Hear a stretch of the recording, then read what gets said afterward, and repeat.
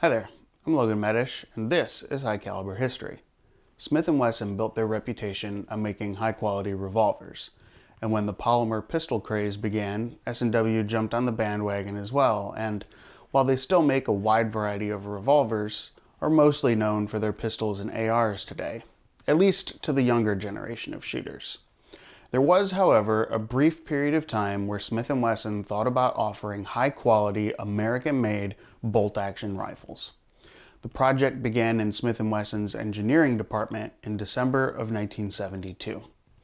The idea was to determine the feasibility of producing rifles at their Springfield, Massachusetts plant instead of importing them from Japan. This was around the same time that Winchester's 101 was being made in Japan and imported into the United States. Smith & Wesson's new American-made design was to be known as the Model 125.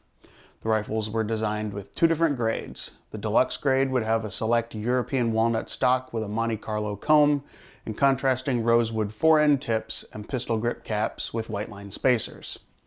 The standard grade would feature much of the above, but would omit the contrasting fore-end tips and grip caps.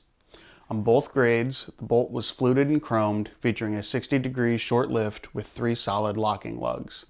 The bolt fit into the AccuGuide bolt slide slot for a, quote, smoothness you'd expect in custom grades only.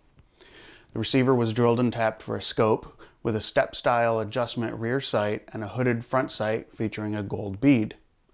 The guns were to be offered in .30-06 and .270 Winchester with fixed 5-shot magazines and 24-inch barrels. The deluxe model had a dealer cost of $131.21 and an MSRP of $174.95.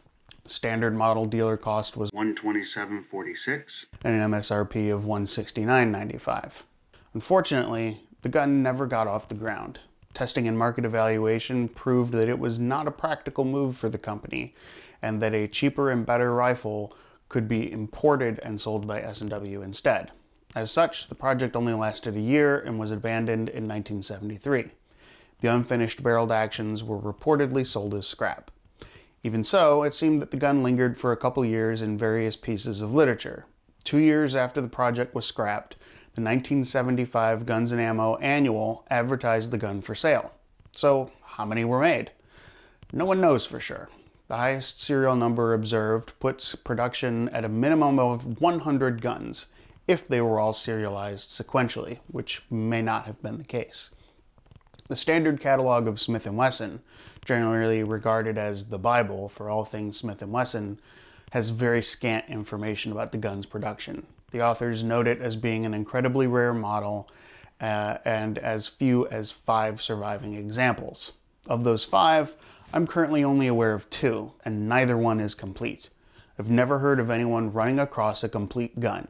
So if you happen to spot one in the wild, be sure to let me know. And don't discount the fact that something billed as a Smith & Wesson Model 125 bolt-action rifle isn't legit, because you may have actually stumbled upon a unicorn.